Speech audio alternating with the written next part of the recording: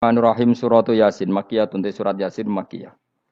Au illa qaulahu maksudnya Makkiyah bangsa periode zaman Rasulullah tesih teng Mekkah. Au illa qaulahu kecuali dawuh Allah taala wa idza qila lahum anfiqu alayat niku.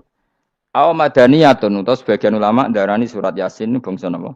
Madaniyah. Isnatan iku loro wa samanun lan 80 apane ayatan ayat. Jadi surat Yasin kabeh berjumlah berapa? 82 ayat. Bismillahirrahmanirrahim Yasin. Ya semua ulama makna Yasin itu makna nama lain dari Rasulullah Muhammad Shallallahu Alaihi Wasallam. Meskipun secara ikhtiyat, secara hati-hati, mufassir biasanya bilang Allah a'lamu bimuradi bi. Allah a'lamu dat sing pirsa bimuradi kelan kersane Allah bi iklan Yasin. Tapi kita tahu secara ahwalul ulama, ya saya ulang lagi, kita tahu secara tradisinya ulama tetap mengatakan Yasin maknanya ya Muhammad. Buktinya terusannya apa? Innaka laminal mursali. Innaka ke siapa coba? Ke Nabi kan, Nabi Muhammad. Berarti Yasin wahai Muhammad kamu adalah mursalin. Apalagi ada istimal yang sudah konsensus seluruh dunia. Misalnya sholatullah, salamullah ala toha rasulillah, sholatullah, salamullah ala Yasin habibillah. Jadi makanya saya berkali-kali bilang, saya pernah ngisi pengajaran tafsir di Madura juga bilang gitu. Ada disiplin ilmu tafsir dan itu kadang ketatnya ikhtiyat. Ikhtiyat itu hati-hati. Sehingga tetap bilang Allah alamu bimuradihi bidalik. Tapi meskipun demikian, ada konsensus masif dari para ulama yang menggunakan Yasin Toha itu untuk Rasulullah Shallallahu Alaihi Wasallam. Karena secara siakul kalam pasti demikian. Misalnya di juz 16 ya, surat Toha itu ya, 16 ya. Toha, ya Muhammad, ma anzalna alaikal Qur'ana litasqa. Coba kalau Toha ada artinya Muhammad, lalu siapa? Ada kata ma anzalna alaika, apa? Coba sekarang Toha ganti ya Muhammad kan pas ya Muhammadu ma anzalna alaika al-Qur'ana litasqa. Jelas ya? Secara siakul kalam Toha menunjuk siapa? Muhammad karena tulisannya coba ya. Toha diganti kata Muhammad. Ya tentu diganti secara makna. Ya Muhammadu ma anzalna alaikal Qur'ana litasqa. Yasin juga ganti aja. Ya Muhammad demi Quran yang hakim innaka ya Muhammad laminal mursalin. Sehingga meskipun mufassir secara disiplin ikhtiyatnya, kehati-hatiannya bilang innaka laminal apa? Awa a'lamu bimuradihi bidzalik, tapi secara ahwalul ulama tetap Toha dan Yasin adalah ismun min asma'i Rasulillah sallallahu alaihi wasallam. Kayak tadi apa? Salatullah salamullah ala Toha Rasulillah, salatullah salamullah ala Yasin habibillah. Jelas ya. Jadi antara istimalnya ulama itu beda dengan keikhtiyatan mufassir. Dan tentu kita milih yang istimalnya ulama. Karena itu lebih gampang supaya kata alaika khitab itu kena apa? Kena. Mukhatabnya siapa? Terus ketiga kata Ibnu Jarir At-Tabari, enggak mungkin Allah mengkhitabkan sesuatu dengan sesuatu yang enggak bisa difahami. Karena orang Arab dan zaman itu paham Yasin adalah Rasulullah, Toha adalah Rasulullah, sehingga ada khitab itu.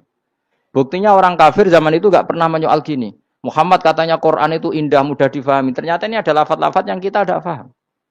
Nyatanya orang kafir tidak gugat seperti itu. Itu menunjukkan bahwa penggunaan Toha dan Yasin adalah ma'ruf dan difahami. Paham? Jelas ya?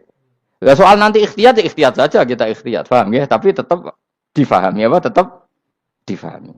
Buktinya jelas kan Toha ma anzalna alaika. Berarti diganti saja apa? Ya Muhammad ma anzalna alaika al-Qur'ana litasqa. Mohon jelas ya. Wal Qur'ani demi Qur'an al Hakimi kang bijak. Ail muhkami tegese kang kuat utawa kang kukuh. Kukuh maknane indah. Bi aji binasmi kelawan keajaibane susunan wa badil ma'ani lan keindahane makna. Innaka saat temne sira ya Muhammad wa Muhammad lamnal mursalin setengah sangking wong sing diutus. Sungguh termasuk wong sing diutus Allah. Ora sekedar diutus ala siratin kowe ing atase jalur to dalan mustaqimin kang jejeg. Uti alaik mutalikun ta'aluk bima perkara qabla kang sedurunge iki dawuh. Aitorikil anbiya tegese kowe iku sesuai dalane para-para nabi qabla ka sedurunge sira. Maknane torikil anbiya ya tauhid tegese tauhid wal huda lan petunjuk. Wa taqidu tenau kiti bil qasami klan qasam wa ghairi lan liyane qasam ngrad niku nolak liqaulil kufari marang pengucape wong kafir lagu maring nabi wong kafir komentar ning nabi napa lasta mursala Muhammad iku ora rasul terus Allah jawab innaka laminal mursalin tanzilal azizi kang kowe iku dadi rasul mergo entuk turunan untuk keturunan Quran sing aziz, sing tanzilal aziz. Kang Quran iku dadi sesuatu sing diturunno Allah sing aziz. Fi mulkihi dalam kerajaane wa ar-rahimi kang welas fi khalqihi lan makhluk Allah. Utai lafat tanzil ku khabar mubtada khabar mubtada. Ya karena Imam Suyuti baca tanzilu sehingga dia nerkepnya mubtada. Tapi kira kita kan baca apa? Tanzila. Makanya saya berkali-kali ngaji itu sama guru. Imam Suyuti dia itu bacanya tanzilu, makanya dia nerkep jadi khobar. Sementara kira kita tanzila, maka kita nerkep jadi maf'ul mutlaq. Paham ya? Makanya kamu gak usah bingung lagi kok. Jadi khobar padahal macane tanzila. Utawa bingung mergo ora paham pilihane loro tok. Ya. Jadi yang jelas Imam Suyuti itu kadung milih rofa, makanya dia nerkep khobar. Paham ya tanzilu, makanya dia nerkep apa? Khobar. Kalau kita baca kan tanzila, maka itu maf'ul mutlak atau nyimpan kata amdahu. Ail Qur'an itu kese Qur'an. Bi khabaru mubtada'in muqaddarin. Apa sing kang aran tanzilul aziz ya Qur'anu tentu Qur'an. Qur'anu tujuane ditungdira supaya ngekeki peringatan sira bil Qur'an kauman ing kaum muta'alikun bitanzil. Maung zira kang ora dikeki peringatan sapa abahum bapak-bapak wong akeh elam yung zaru. Tegese ora dikeki peringatan sapa akeh fi zamanil fatra ing dalam zaman fatra. Ya jadi Quran itu gunanya ya membuat logika yang benar supaya orang itu menghindari kesalahan. Jadi menakut-nakuti itu kalau nggak harus tentang neraka, takut dari kesalahan, takut dari kebodohan. Kan kita juga takut kan punya pemimpin yang salah, takut punya kasus, takut kepleset. Ketakutan tidak harus dari neraka. Makanya saya berkali-kali bilang, saya sering dulu dinasihati Mbah Mun, hak, enak kepen alim, ojo sering maca tafsir, mari goblok dari Mbah Mun. Maksudnya mari goblok itu gini, mufassir itu manusia, kadang dia itu satu ayat umum, dia mendiktekan ke satu kasus, padahal kasusnya lebih umum. Makanya berkali-kali sama nani umpama ngene, contohnya ngene, karena nanti itu mengikat. Misalnya gini ya, saya ulang lagi ya. Ben gayamu kayak wong alim. Ini kan malam 23. Saya itu enggak pernah loh ngitung sengaja, tapi ini malam 23 kita insya Allah nginjak juz berapa? 23. Ini insya Allah barokah sekali. Tapi rasa Arab-Arab Lailatul Qadar, biasa wae. Ora kelas e, wis ben sing entuk Lailatul Qadar ben wali-wali wae, kene entuk cipratane wis napa cukup. Lah wong traweh arang-arang yo njaluk. Iya kalau kita mintanya dianggap Allah minta, kalau dianggap ngelama. Coba andekan kapasitas Anda itu RT, minta jadi presiden itu ngelama apa doa? Tidak jawab saja. Ngelama. Jatah kamu untuk azab kok njaluke Lailatul Qadar itu ngelama apa Anda? Mestinya njalukmu orang untuk azab wis bagus. Paham ya?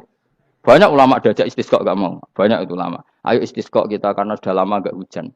Kata ulama tadi, jatah kita ini kena hujan batu dari langit. Gak hujan batu sudah bagus, gak usah minta. Ulama macam-macam. Lah rai-rai ngene iki pantes entuk Lailatul Qadar apa entuk adab ayo jawab. Ayo. Orang entuk adab wis bagus. Yo dadi dongane ya Allah. Ampun jenengan siksa la tu'akhidna. Latu akhirnya maknanya njuk Lailatul Qadar pojok ora disiksa. Ya makam kita itu masih Rabbana latu akhirna. Iku supaya gak disiksa innasina waktu kalau kita salah. Kowe kan gak kalau. Wah sudah salah. Jadi donga innasina waktu sange apikane pangeran wae ditambahin kalau kita salah. Kalau kita kan sudah ada kalau lagi sudah. Sudah jelas salah berkali-kali lagi. Mbok wong diisin. Njulak jaruk Lailatul Qadar gak diisin. Tapi ya oleh wong pangeran apian. Pangeran kan tapi misalnya pangeran ora aku luwe apian timbang aku. Dadi sowe disahno permintaan. Tapi gak dikabulno. Mau disahno tapi ora usah apa? Disahno iku iman jalin jan wong goblok piye meneh, macam-macam. Makanya doa paling fair itu ya Rabbana dzalamna anfusana wa lam taghfir lana wa tarhamna lanakunanna. Makom kita itu disepuro pangeran. Sing bener donga wong traweh-traweh lho ning Tuban ning Jogja wis bener apa innaka afuwun karim tuhibbul afwa fa'fu anna. Ora ana guru-guru kita donga ya Allah anilna lailatul qadar ya Allah ka ono sarahku kiye kita ora ono ngajarno ngono ya Allah innaka afuwun karim tuhibbul afwa fa'fu anna. Jenengan kandat sing kathah nyepurane lan seneng nyepuro impun jenengan sepuro. Iku wis bagus sudah. Bagus. Tok Lailatul Qadar gresuk ndelok srengenge. Terus delok angin. Angger daerah Gunung Kidul banter terus anak-anak. Mbok wong tahu diri, maksud kula nggih tetep minta Lailatul Qadar tapi tahu tahu diri. Misalnya suwe bar sedekah, puasa bar salat 1000 rakaat, terus utang mesti sahur, ambek togo-togo sing mbok dolimi jaluki sepuro. Pas kowe tenan mergo ngrasa ora dolim, nduk Lailatul Qadar. Tapi kira ngrasa ora dolim wis ujub sombong. Wong sombong ya ora berhak meraih. Lah terus piye Gus? Ya piye biasa wae, pokok biasa wae. Makom kita kok ora kena adab itu sudah luar biasa. Ora penuh adab piye. Wis ngene iki luar biasa, napa? Luar biasa. Mbon nang ngandel kula. Mesti ngene iki keadaan seperti ini terus. Soale dongane wae Rabbana la tu'akhidna in nasina wa akhtana. Itu jadi itu sudah luar biasa. Nah, ini kan teruskan dawuh Mbah Mun. Misalnya Allah bilang gini, fattaku, maka takutlah kamu. Biasanya mufasir ditambahi minan nar, maka takutlah kamu masuk. Sebetulnya yang perlu dihindari dari kita, takut itu ya, takut salah, takut bodoh, takut terdolimi, takut mendolimi orang lain, takut hidup tidak ada gunanya. Tapi mufasir tentu milih yang populer, takutlah kamu dari api neraka. Coba misalnya gini, kita nanti masuk surga. Kemudian zaman di dunia kita tidak pernah berkampanye ya atau berkontribusi untuk agama Allah. Cara saya itu izin. Kata Imam Malik, saya masuk surga. Kemudian orang yang mencintai saya masuk surga itu saya malu. Rasulullah juga gitu. Saya sebagai pemimpin umat, saya malu masuk surga. Dan satu dari umat saya masih masuk neraka.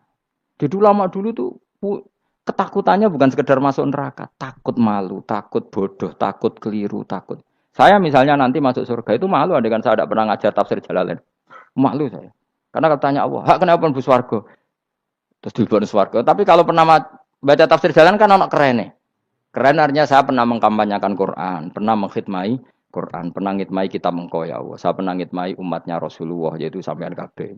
Pernah mulang, pernah sowan. Saya tiap bulan sowan jenengan gak sopan tapi. Mulane kira usah bales sowan rono malah ganggu aneh-aneh.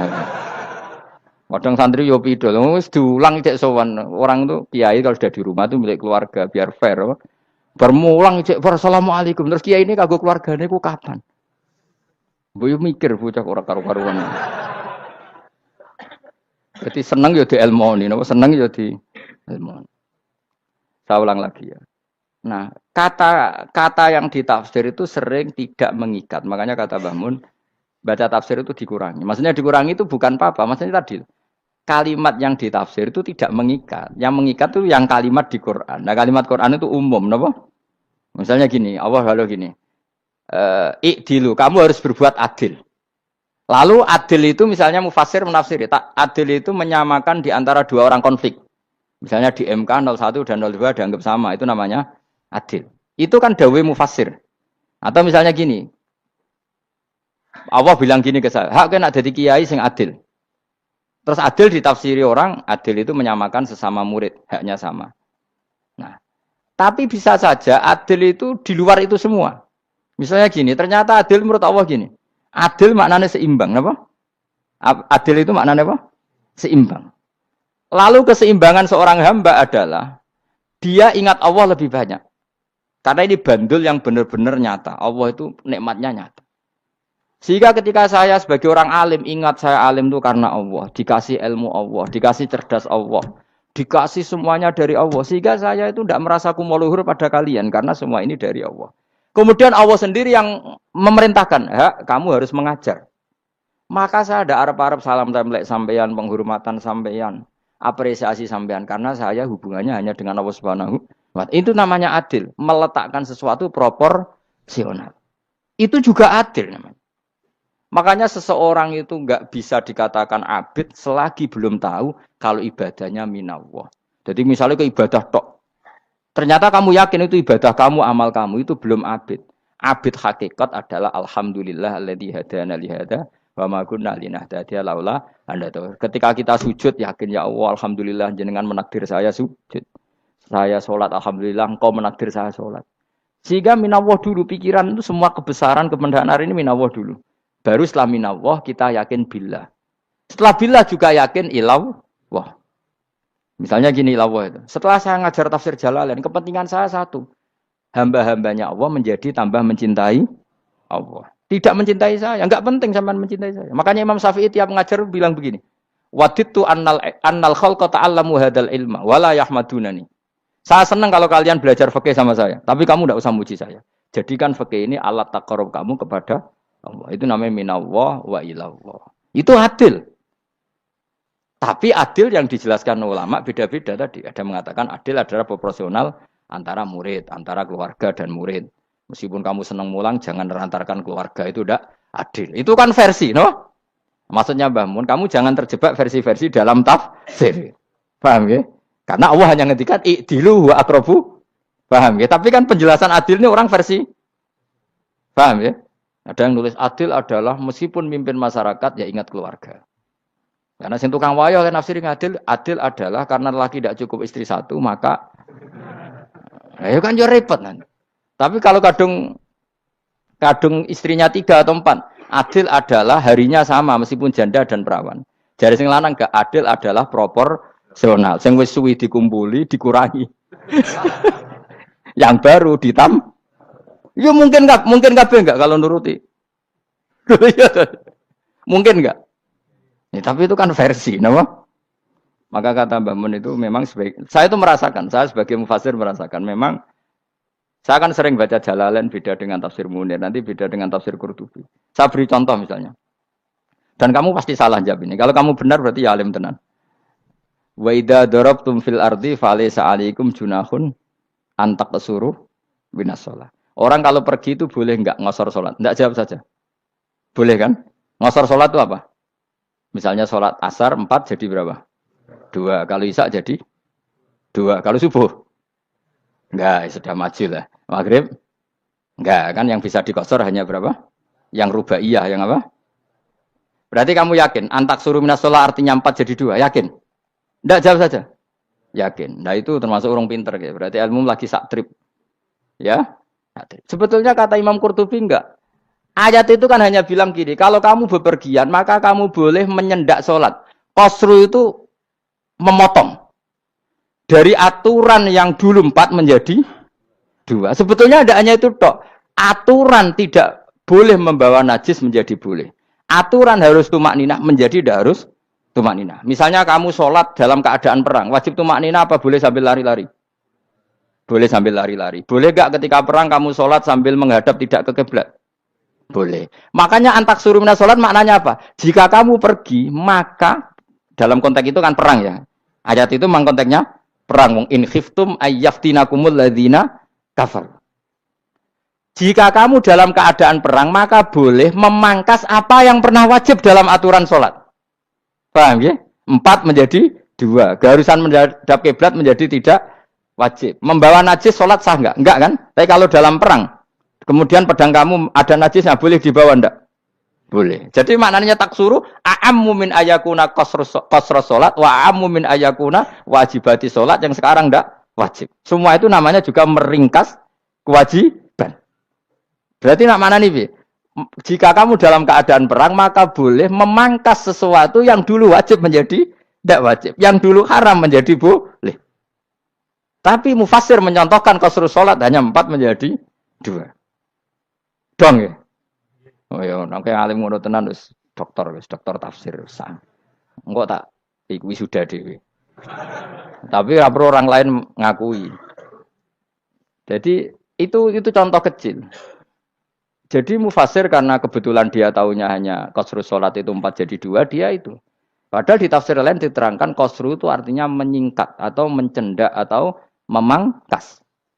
Dulu wajibnya sholat itu nggak boleh bawa sesuatu yang najis. Tapi kalau sholat dalam keadaan perang dan pedang kamu ada darahnya, boleh nggak dibawa? Boleh. Bahkan Allah menyuruh dibawa. Dan boleh nggak madhep kiblat. Fa in khiftum farijalan auruk banat lagi faida amintum fadzkurullaha kama allamakum. Ketika keadaan aman baru sholat sesuai standar. Nah berarti kan ada qasrus sholat, ada pemangkasan aturan sholat. Kayak misalnya begini. Dalam keadaan normal boleh nggak kamu motong pohon pisangnya tetangga tanpa izin? Nggak boleh kan? Tapi misalnya ada banjir bandang, kemudian kamu bisa selamat kalau motong itu wajib izin apa malah haram izin? Haram izin, harus kamu langsung potong, karena kalau tanpa begitu kamu dan yang punya wajib meridhoi. Kalau nggak meridhoi disalahkan syarak malah. Paham ya? Jadi ini penyolongan yang wajib. Tapi tak sebab potong kayak ngelangiin, terus gedangnya mbok pangan, lha iku berlebihan. Karena Allah memaklumi hanya untuk ngelangi. Jebule wis menisan lah itu. Itu di luar izin syariat apa? Di luar izin syariat. Itu melampaui batas itu. Syaratnya boleh itu ghairu baghiw wala famani turra itu darurat syaratnya ghairu baghiw wala dan tidak boleh melebihi batas. Ora ape ngetok gedange jupuk sik sing mateng dipangan terus diketok. Ora oleh. Paham jelas ya. Makanya kalau ngaji tafsir ya saya kan berkali-kali ada makna di tafsir Imam Suyuti saya tambahi umpamanya ini. Maksudnya umpama itu supaya contoh itu tidak mengikat. Jadi yang disebut beliau itu satu dari sekian potensi ribuan contoh. Ya kayak tadi misalnya antak suruh minas sholah. Itu umumnya ulama membayangkan qasrul sholat yang 4 jadi 2. Padahal enggak, maknanya meringkas aturan dari wajib menjadi tidak wajib. Bahkan sebagian aturan itu dikatakan haram, tidak haram. Itu tadi misalnya bawa najis atau teman kamu mau dibaca orang kafir, terus kamu bilang, hei hati-hati, itu tidak batal kalau dalam sholat siddatil khauf. Paham ya? Jelas? Semaju lah. Malam terlikur, lelatul. Aku wis gumen mbek wong-wong itu. Bingung ora ilmune wong-wong. Ma ungzira abahum elam yung daru tegese ora den kai wedi sapa ngangge fi zamanil